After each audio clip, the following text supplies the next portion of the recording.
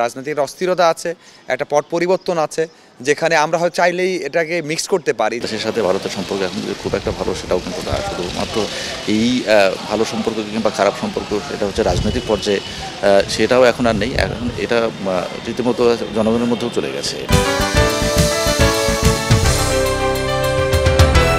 দর্শক, কয়েকদিন আগে অনুষ্ঠিত হয়েছে আইপিএলের নিলাম, অথচ এই নিলামের দল পায়নি বাংলাদেশের কোনো ক্রিকেটার। অপরদিকে যদি আমরা দেখি, আফগানিস্তানের মোট 7 জন ক্রিকেটার দল পেয়েছেন। তাহলে কেন বাংলাদেশে কোনো ক্রিকেটারকে দলে ভেড়ায়নি আইপিএলে কোনো ফ্র্যাঞ্চাইজি?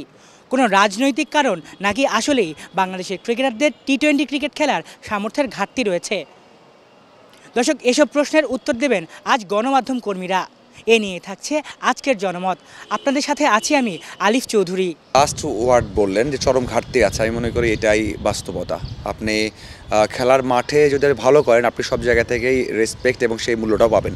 যেটা বিসিবি থেকেও বলেছেন যে অবশ্যই বাংলাদেশের মান যে কমে গেছে তার একটা রিফ্লেকশন এটা। আপনি যদি দেখেন মুস্তাফিজ সব শেষ টি-20গুলো দেখবেন, সেটাও পারফর্ম করতে পারেননি। আপনি যে রিশাদকে নিয়ে স্বপ্ন দেখেছেন, সেই রিশাদ কিন্তু সেই ইন্ডিয়াতে গিয়ে একটা ওভারে 5টা 6 হজম করেছেন।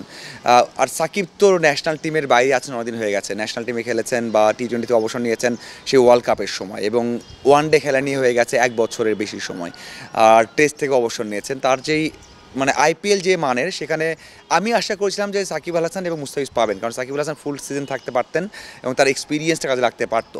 এটা একটা বিষয় হতে পারতো। আর মুস্তাফিজ যদিও সাম্প্রতিক পারফরমেন্স ভালো না, কিন্তু আইপিএল পারফরমেন্স তার খারাপ না।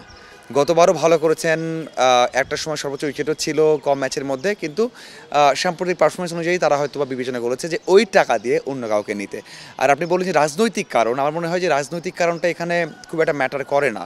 খেলার মাঠে হ্যাঁ রাজনৈতিক অস্থিরতা আছে, একটা পট পরিবর্তন আছে, যেখানে আমরা হয়তো চাইলেই এটাকে মিক্স করতে পারি যে হয়তো বা এটা একটা রিজন আছে। কিন্তু খেলার টেবিলে আপনি যখন বাংলাদেশ দল সেখানে টেস্ট খেলতে গেল, আপনাকে মনে হয়েছে যে তারা কোনোভাবেই বাংলাদেশ দলকে সেভাবে আতিথেয়তা করছে না? তেমনটা মনে হয়নি। কিন্তু তারা সাকিব আল হাসানকে ব্যাট গিফট করেছেন কোহলি, সেখানে বাংলাদেশ দল খারাপ করলেও তাদের সাথে খুব ভালো একটা বিষয় ছিল। রাজনৈতিক কারণ আমি সেটা বলবো না, এবং সামর্থ্যের অভাব সেটার সঙ্গে একমত হওয়া চলে। আপনি যদি দেখেন সাকিব আল হাসানের কথা বলতে পারি, লাস্ট বিপিএলে তার কী অবস্থা ছিল। তিনি এখন আইপিএল খেলবেন, আইপিএল খেলার জন্য তিনি কতটুকু এই মুহূর্তে এসে তার সামর্থ্য রয়েছে কিংবা তার সেরা ক্রিকেটটা তিনি খেলতে পারবেন, সেই প্রশ্নটা যদি রাখি, আমার মতো আপনি হয়তো একই প্রশ্ন তুলবেন। ঠিক আছে, মোস্তাফিজুর রহমানের কথা বলা চলে। তিনি লাস্টবার যেটা হয়েছে যে আইপিএলে চেন্নাইয়ের হয়ে খেলেছেন এবং হুট করে তাকে চলে আসতে হয়েছে দেশের সার্ভিসের জন্য। সেক্ষেত্রে টিমগুলা ওই বিলাসিতা এবার দেখায়নি তার ক্ষেত্রে। সুতরাং এই ধরনের পরিস্থিতিতে বলতে হয়, এবং আফগানের সঙ্গে যদি আপনি কম্পেয়ার করেন, সেক্ষেত্রে বাংলাদেশের ক্রিকেটাররা অনেক পিছিয়ে আছে। আইপিএলের এই ব্যাপারটাই বলে দেয় দু দলের কিংবা দু দেশের ক্রিকেটের মানদণ্ড ইনফ্যাক্ট টি-20তে কেমন। আফগানদের কথাই বলি, তাদের আপনি গাজানফারকে দেখতে পারেন।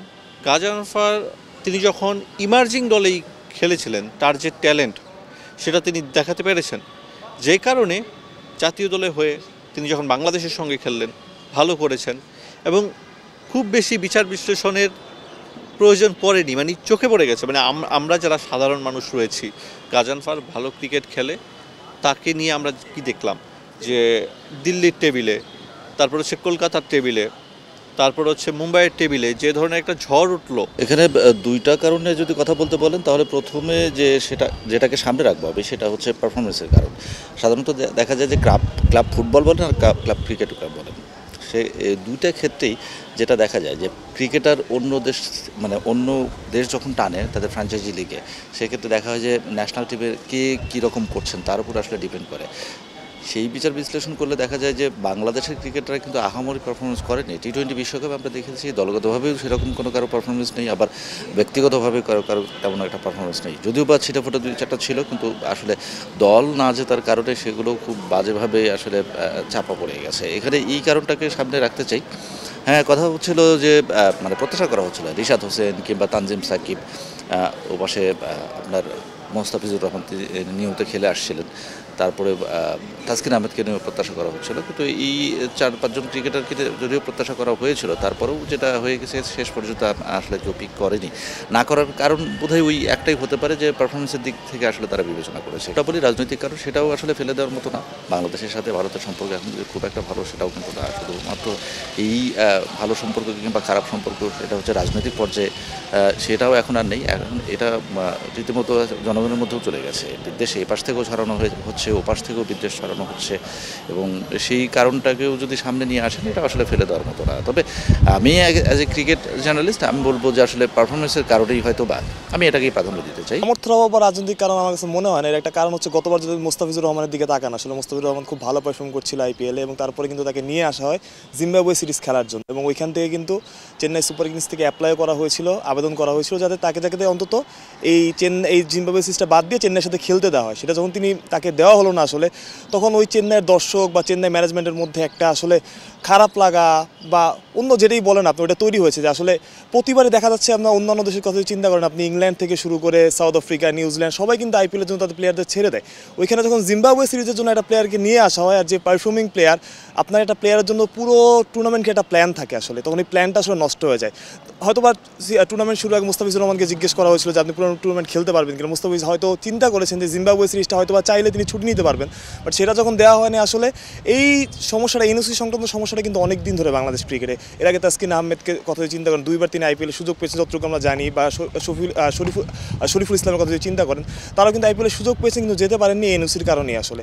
সো এই বিশ্বাসহীনতাটা বা বাংলাদেশ ক্রিকেটকে প্রমোশন পাবে কিনা বা একটা প্ল্যানিংয়ের অভাব, এই সব কিছু থেকে আসলে আমার কাছে মনে হয় যে আসলে এটা হতে পারে। আমি তো আর বলতে পারবো না, বাট এটা হওয়ার সম্ভাবনা বেশি। আচ্ছা, দেখা যায় যে আইপিএলে সবসময় আপনার মানে উঠতি পেসারদের কথা বিবেচনা করে ফ্র্যাঞ্চাইজিগুলো, যেমন হচ্ছে আপনার ওশেন থমাস, এরকম হচ্ছে বিভিন্ন দেশের ক্রিকেটারদেরকে আনা হয় যারা হচ্ছে উঠতি ফাস্ট বোলার। যেমন মার্কো ইয়ানসেনের ভাই, সেও উঠতি ফাস্ট বোলার ছিল, তাকে খেলেছে। কিন্তু আমাদেরও একটা ধারণা ছিল যে নাহিদ রানা যেহেতু উঠতি তারকা, তাকেও পিক করবে। আপনার কি মনে হয় যে নাহিদ রানাকেও কেন পিক করা?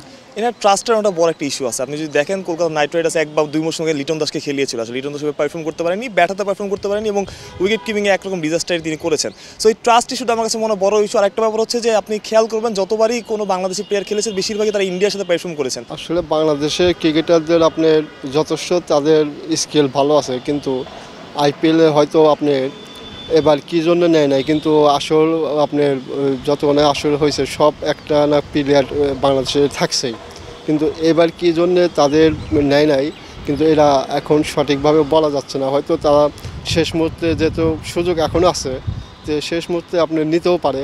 তো এখন মনে করেন যে এখন পলিটিক্যালি কোনো বিষয় আছে কিনা সেটা তো আমরা বলতে পারবো না, কিন্তু আপনার আমার মনে হয় যে কোনো একটা জন্যে হয়তো নেয় নাই, কিন্তু তারা আবার হয়তো বিবেচনা বিভিন্ন টিম দেখতেছে যে আপনার হয়তো তারা বাংলাদেশের টিম আপনার এবছর যে খেলছে তাদের গড় রায়ও আপনার রান হিসাব করছে হয়তো। দর্শক, এই ছিল আজকের জনমতে। আবার দেখা হবে আগামী কোনো এক পর্বে অন্য কোনো এক প্রসঙ্গ নিয়ে। ততদিন ভালো থাকুন, সুস্থ থাকুন, আর বাংলা ভিশনের সাথেই থাকুন।